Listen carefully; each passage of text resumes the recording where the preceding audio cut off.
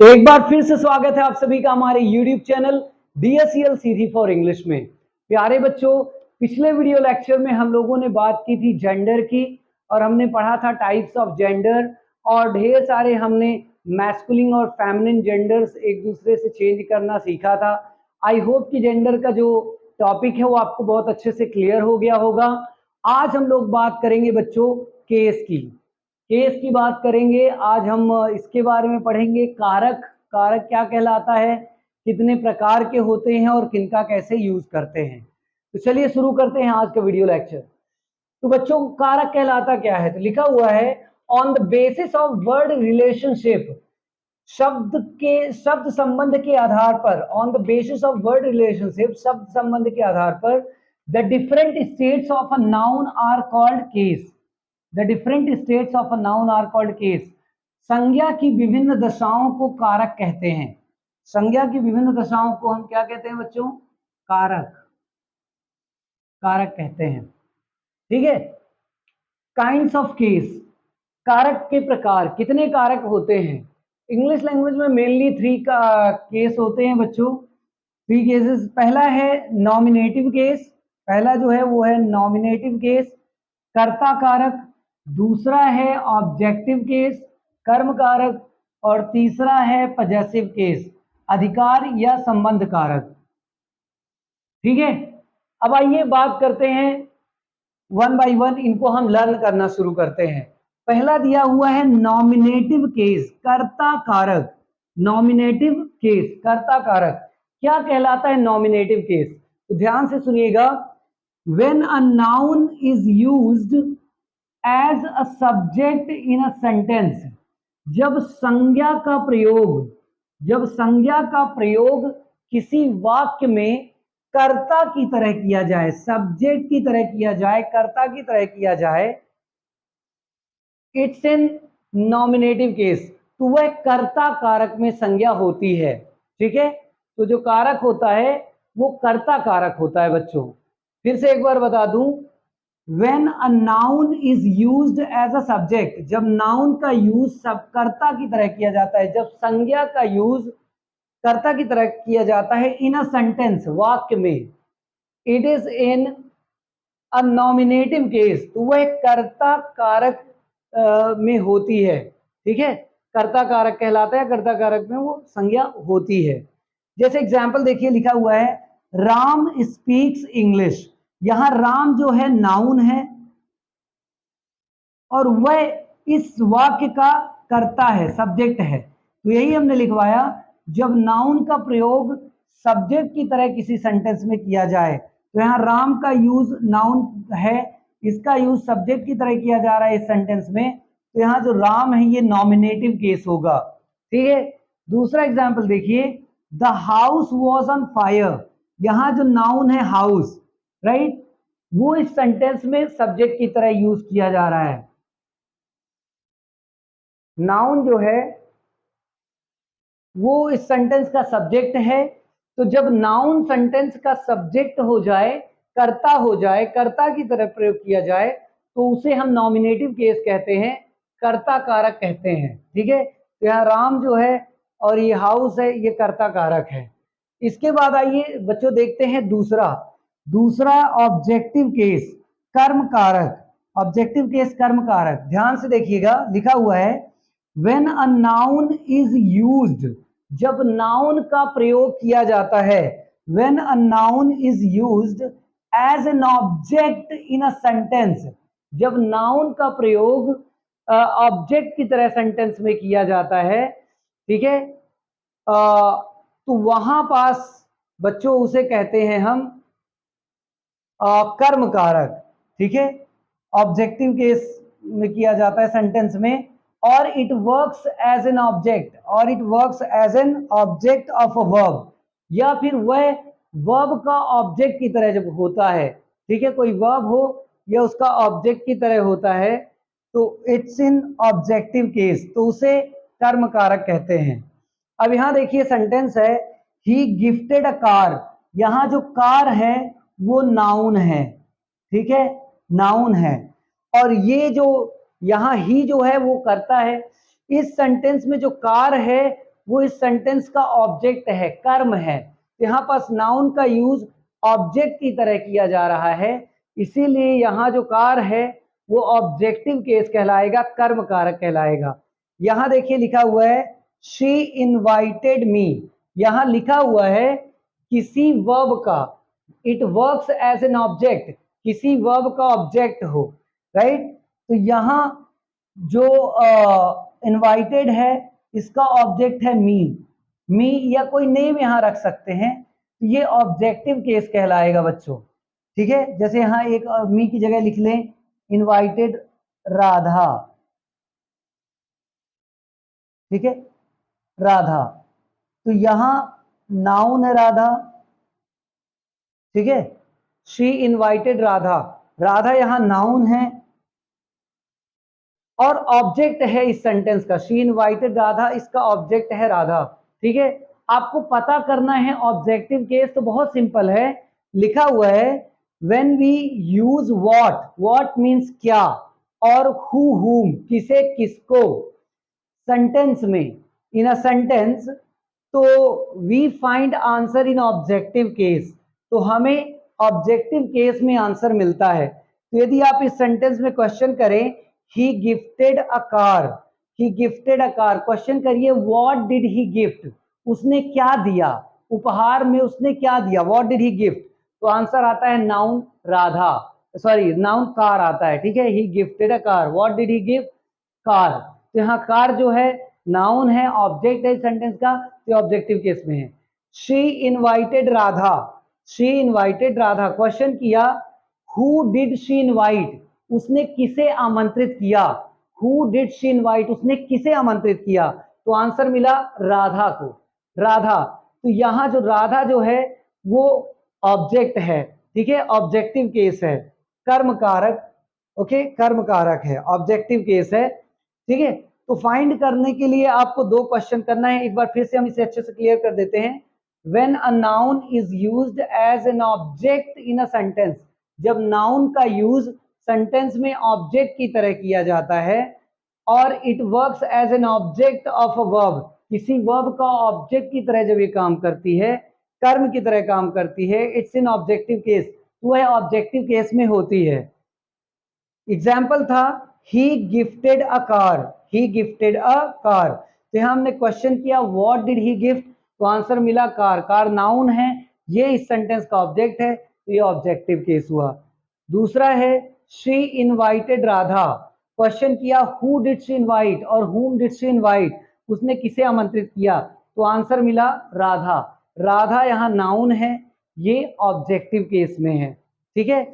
पता करना हो कि ऑब्जेक्टिव केस है कि नहीं सेंटेंस में, तो आप क्या करना है, we use what, what means क्या, और हु हुम किसे किसको, हु हुम या व्हाट का यूज करके किसी भी सेंटेंस में आप प्रश्न करिए, यदि आपको आपके प्रश्न का उत्तर मिल जाए तो आप समझ जाना कि वो उस वाक्य का ऑब्जेक्टिव केस है, कर्म कारक है, ठीक है बच्चों। तो आई होप कि आपको समझ में आ गया होगा डेफिनेशन क्या है, और नॉमिनेटिव केस और ऑब्जेक्टिव केस अच्छे से क्लियर हो गया होगा। इसका स्क्रीनशॉट लेकर के आप इसे अपनी नोट्स में लिख लीजिए।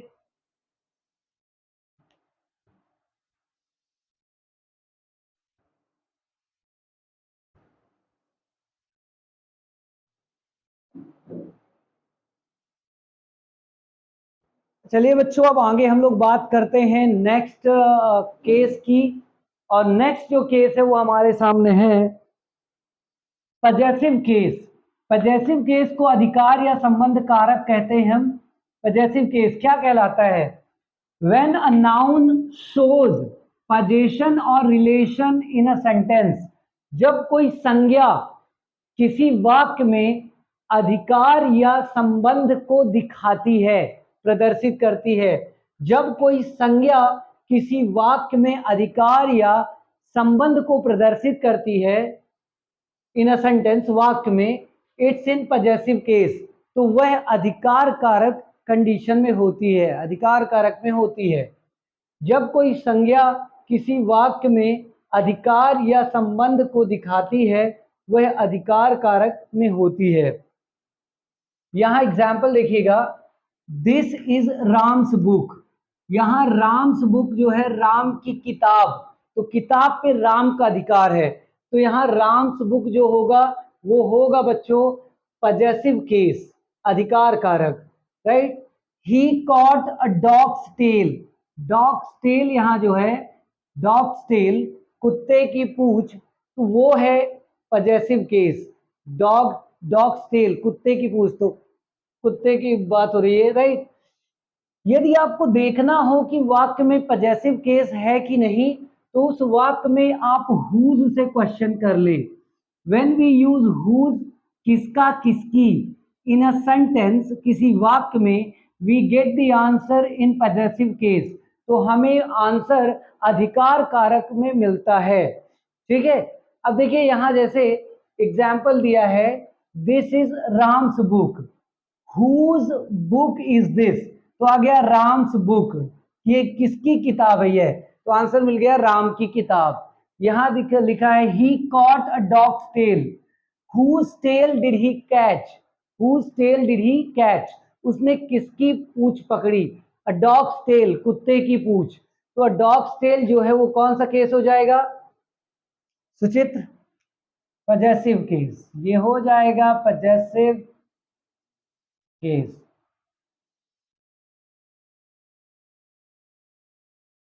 ठीक है।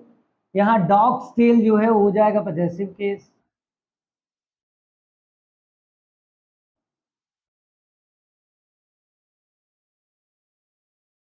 ठीक है। अब आ जाइए पजेसिव केस हम बनाते भी हैं, और पजेसिव केस बनाते समय बहुत सारी छोटी छोटी बातों को ध्यान में रखना होता है बच्चों।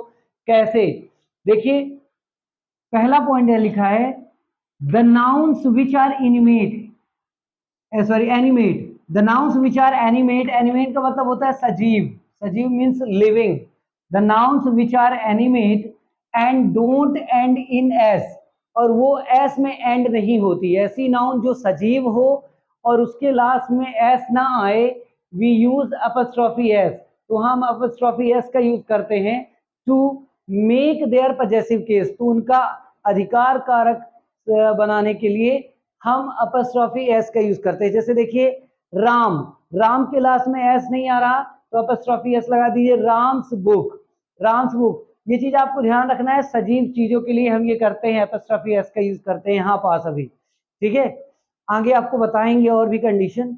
अगला दिया हुआ है वेमेन, यहाँ दिया है वेमेन, वेमेन के साथ एस नहीं लगा है, तो भले ही ये प्लूरल नंबर है बट एस नहीं लगा है, प्लूरल नंबर है भले ही एस नहीं लगा है, तो अपस्ट्रॉफी एस का यूज करेंगे। वेमेन्स प्रॉब्लम्स, महिलाओं की समस्याएं, वेमेन्स प्रॉब्लम्स।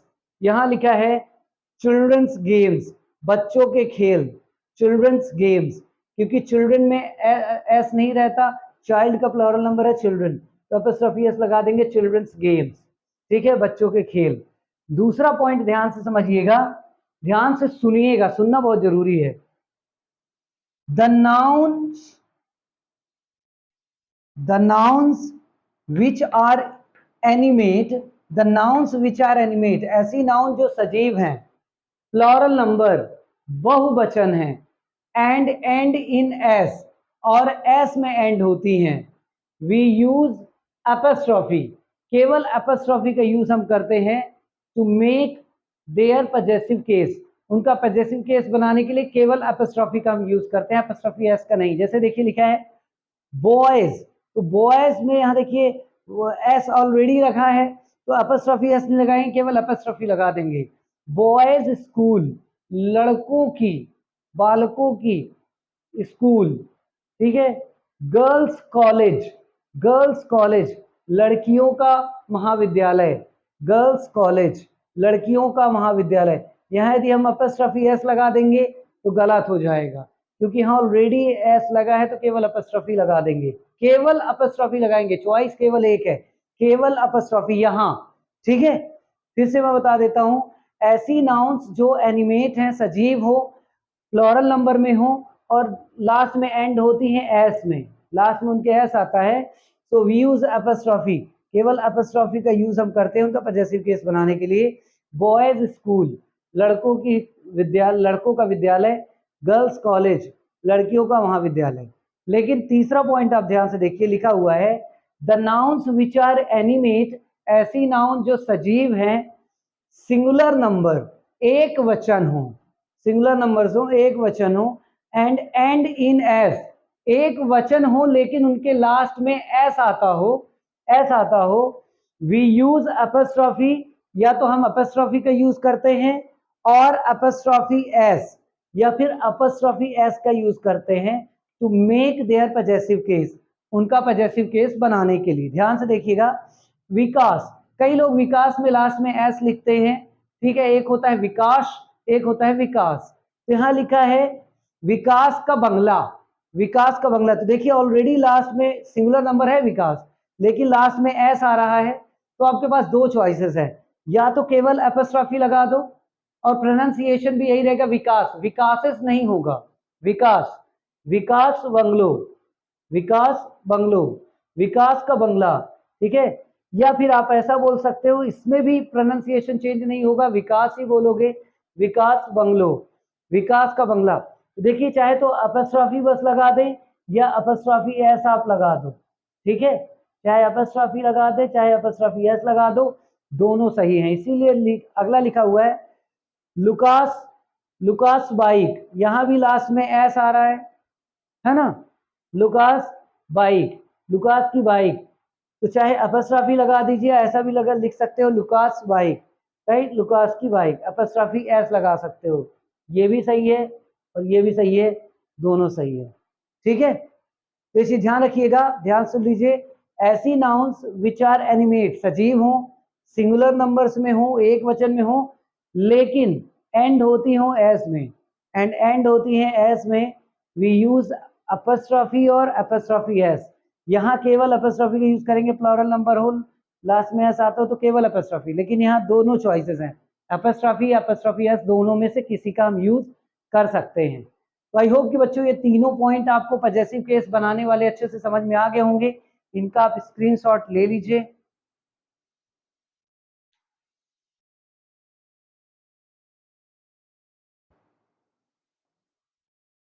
आइए बच्चों अब बात करते हैं कुछ और पॉइंट्स की जिनसे हम पजेसिव केस बनाते हैं।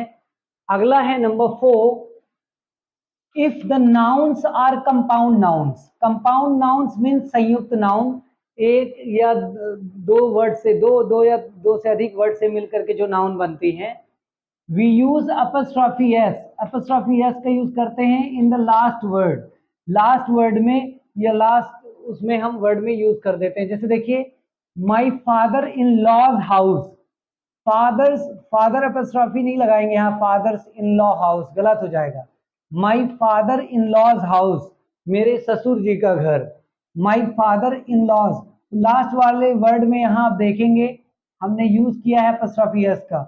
इसी तरह kite maker shop, kite makers shop, पतंग बनाने वालों की दुकान, काइट मेकर शॉप, तो लास्ट वाले वर्ड में हमने अपस्ट्रॉफी एस का यूज किया है। तो यदि ऐसी नाउन्स हो जो कंपाउंड नाउन्स होती हैं, दो या दो से अधिक वर्ड से मिलकर के बनती हैं, उसमें लास्ट वाले वर्ड में, शब्द में आप अपस्ट्रॉफी एस लगा करके उसका पजेसिव केस बना लेते हैं। अगला देखिए लिखा है number 5, when the nouns are two or more than two, right, यदि नाउन दो हो या दो से अधिक हो, more than two, to show joint possession, joint possession mean संयुक्त अधिकार, ये जताना हो कि इस जो पर्टिकुलर नाउन है उस पर संयुक्त अधिकार है, दो या दो से अधिक व्यक्तियों का संयुक्त अधिकार है, ऐसा बताना हो, वी यूज अपस्ट्रॉफी एस, वहां हम अपस्ट्रॉफी एस का यूज कर देते हैं in the last noun, last वाले नाउन में हम अपस्ट्रॉफी एस का यूज करते हैं, लेकिन कब, जब हमें ये बताना हो कि इस नाउन पे दो व्यक्तियों का अधिकार है, तब, ठीक है। लेकिन but to show separate position, अलग अलग अधिकार बताना हो, we use apostrophe s in all the nouns, तो अपस्ट्रॉफी एस का यूज फिर हम सारे नाउन्स में कर देते हैं, ये बताना हो कि इस पर्टिकुलर वस्तु पर अधिकार संयुक्त नहीं है, दो लोगों का, दो से अधिक लोगों का, अलग अलग लोगों का अधिकार है। देखिए एग्जाम्पल हमने दिया है, ध्यान से देखिएगा, यहां लिखा है गुल्लू एंड फगुनिया सन, ये जो लड़का है, पुत्र है, वो गुल्लू और फगुनिया दोनों का है, गुल्लू एंड फगुनियाज सन, ठीक है। लेकिन यहां मैंने लिखा है गुल्लूज एंड फगुनियाज सन, तो यहाँ जो ये लड़का है वो लड़कों की बात हो रही है, पुत्र की बात हो रही है, तो गुल्लू का अलग और फगुनिया का अलग पुत्र की बात हो रही है, राइट। गुल्लू का लड़का और फगुनिया का लड़का, ये दो अलग लोगों के लड़के हैं, ठीक है। यहाँ दोनों लोग का संयुक्त अधिकार है, एक लड़का है जिस पर दोनों के ये पिताजी हैं, माताजी हैं, ऐसा है। यहाँ गुल्लू कोई और है जिसका कोई और लड़का है, फगुनिया कोई और है, जैसे आप बोलो Gullu's and Phaguniya's son, sons are playing, right. Gullu का लड़का और फगुनिया का लड़का खेल रहा है, खेल रहे हैं, मतलब खेल रहे हैं। और यहाँ आप बोलो Gullu and Phaguniya son, right, is playing, तो यहाँ गुल्लू और फगुनिया का लड़का मतलब एक पर्टिकुलर पर्सन का लड़का, राइट, इज प्लेइंग, तो कोई एक लड़का है। तो यहाँ गुल्लू और फगुनिया दोनों का लड़का एक ही है, यहाँ गुल्लू का लड़का और फगुनिया का लड़का दोनों का अलग है, ये चीज आपको ध्यान रखना है। एग्जाम्पल आपको लग रहा होगा वही तो बात हो रही है, लेकिन ये अलग बात है। फिर देखिए अगला पॉइंट है, व्हेन नाउन्स लाइक, जब संज्ञाएं जैसे कि हाउस हो गया, शॉप हो गया, स्कूल हो गया इत्यादि, etc, विच डिनोट सर्टेन प्लेस और हाउस, जो एक निश्चित स्थान या घर को बताते हैं, प्रदर्शित करते हैं, come in a sentence, come in a sentence, वो सेंटेंस में आते हैं, कम इन अ सेंटेंस, वो सेंटेंस में आते हैं, we don't often write them, तो उन्हें हम प्रायः नहीं लिखते हैं।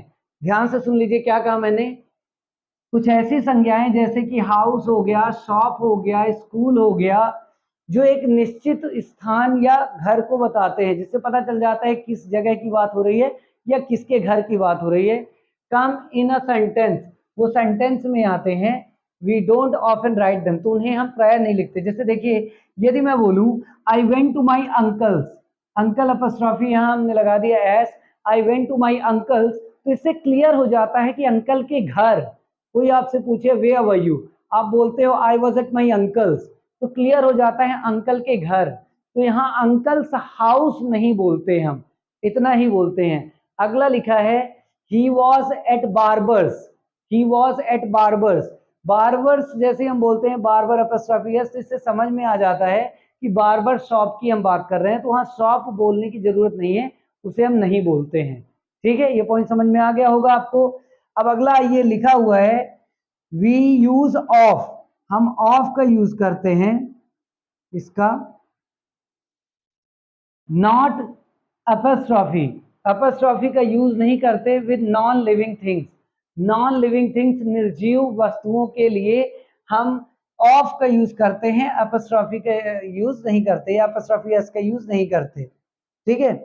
लिखा हुआ है the leg of a chair, the leg of a chair, right, leg of a chair मतलब चेयर का पैर, मतलब जो चार पैर होते हैं तो चेयर का एक पैर, the leg of a chair, not chairs leg, क्योंकि यहाँ जो चेयर है वो नॉन लिविंग है, तो चेयर्स लेग कर देंगे, इनमेट नहीं है तो गलत हो जाएगा, चेयर्स लेग नहीं होगा, the leg of a chair. इसी तरह से the tyre, the tyre of the bike, the tyre of the bike, not bike's tyre, क्योंकि बाइक एक नॉन लिविंग थिंग है, बाइक्स टायर कर देंगे तो गलत हो जाएगा, तो the tyre of the bike, bike का tyre, the tyre of the bike, ठीक है। तो हम ऑफ का यूज करते हैं, इसका यूज करते हैं, चीज आपको ध्यान रखना है।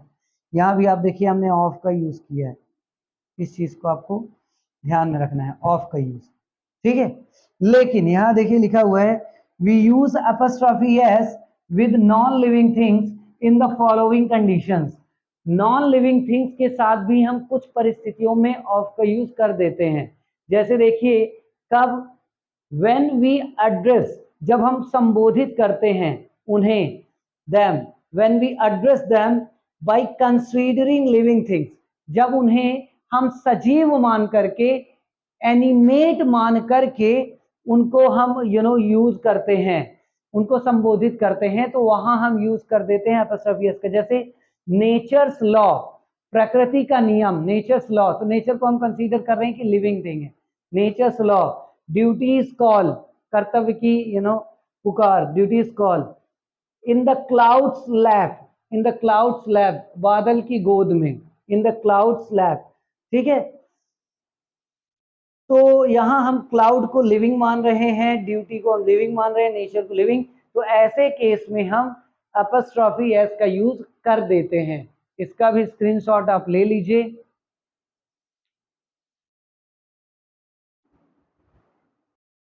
आइए बच्चों बढ़ते हैं नेक्स्ट पॉइंट की ओर। नेक्स्ट पॉइंट लिखा हुआ है the words which denote time, weight और प्राइस, ऐसे वर्ड्स जो समय को, वेट वजन को या प्राइस कीमत को बताते हैं, नॉन लिविंग होने के बावजूद भी इनके साथ अपस्ट्रॉफी एस का यूज होता है। जैसे यहाँ देखिए लिखा हुआ है अ वीक्स हॉलीडे, अ वीक्स हॉलीडे, एक सप्ताह की छुट्टी, अ वीक्स हॉलीडे, यहाँ टाइम बताया जा रहा है ना, अ वीक्स हॉलीडे। यहाँ लिखा हुआ है 2 hours delay, 2 hours delay, right, 2 घंटे की देरी, 2 आवर्स डिले। तो यहाँ आप देखेंगे लिखा हुआ है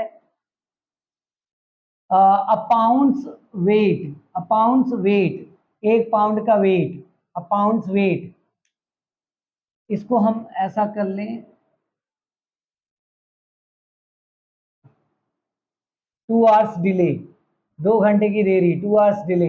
देखिए यहाँ भी अपस्ट्रॉफी लगा हुआ है।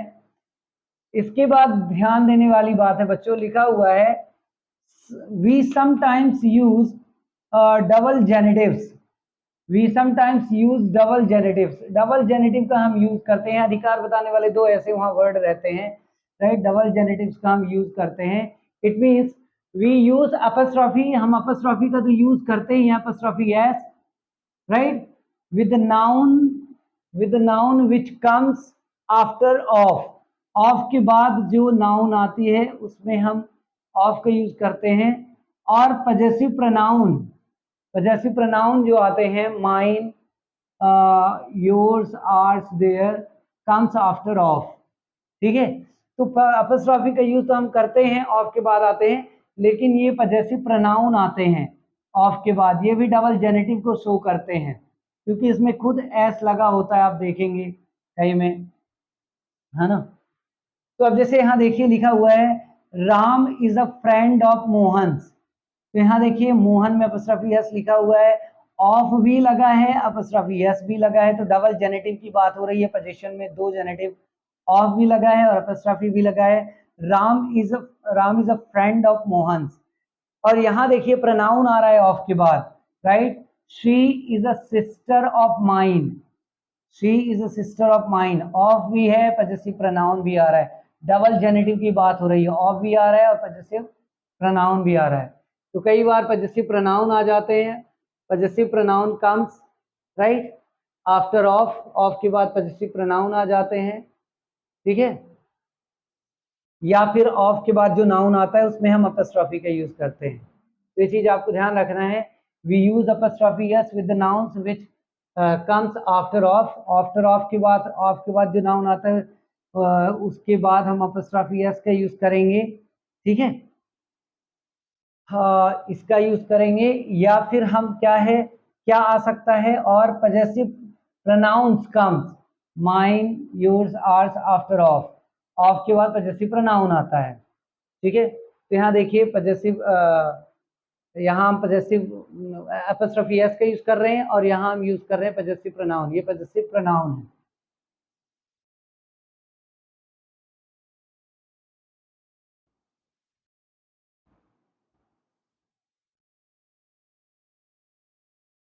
तो ऑफ के बाद ये पजेसिव प्रोनाउन का यूज करते हैं, या ऑफ के बाद यहाँ आ रहा है देखिए अपस्ट्रॉफी एस, ठीक है ना, तो डबल जेनेटिव हो जाते हैं ये, डबल जेनेटिव। इसके बाद बच्चों कुछ मैंने आपको होमवर्क के लिए दिया है, एच डब्ल्यू देख लीजिएगा, इसे आपको करेक्ट करना है, ओके। करेक्ट द सेंटेंसेस, यहाँ नोट लिख लीजिएगा।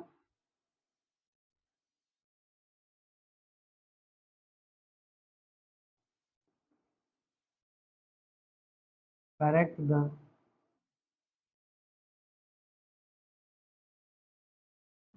सेंटेंसेस, इन वाक्यों को करेक्ट करना है। लिखा हुआ है this is bird nest, was that Mohan pen, this is only boys school, will it be mother love, he has got a week holiday, table's leg has broken, steps father room, brothers in law phone।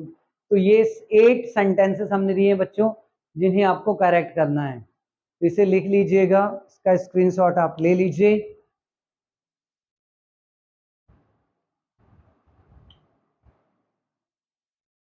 तो बच्चों I hope कि आज का जो video lecture है आपको बहुत अच्छे से समझ में आ गया होगा, और जो केस है वो आपको बहुत अच्छे से बन जाएगा। आपके एग्जाम्स में यदि आए तो आप उसे इजीली आप हैंडल कर पाओगे, एडजस्ट कर पाओगे, सॉर्ट आउट कर पाओगे। एंड एक बार फिर से ढेर सारा शुक्रिया आप सभी का इस वीडियो लेक्चर में लास्ट तक हमारे साथ बने रहने के लिए। और कमेंट के द्वारा आप इनको करेक्ट करके बताइएगा। आपके कमेंट्स का हमें बेसब्री से इंतजार रहेगा, और आपके कमेंट्स हमें एनकरेज करते हैं, मोटिवेट करते हैं। यदि आपको हमारी टीचिंग अच्छी लगती है तो प्लीज चैनल को लाइक करें, शेयर करें, सब्सक्राइब करें, अपने दोस्तों के साथ शेयर करें। और यदि आप नए सब्सक्राइबर जुड़े हैं हमारे यूट्यूब चैनल पे, तो इस बात को हम बार बार बोल रहे हैं कि आप प्लेलिस्ट में जाकर के फर्स्ट वीडियो लेक्चर से क्लासेस अटेंड करें, नोट्स बनाएं, तब आपको सारी चीजें स्टेप बाय स्टेप अच्छे से समझ में आएंगी। एक बार फिर से आपका ढेर सारा शुक्रिया। Thank you so much.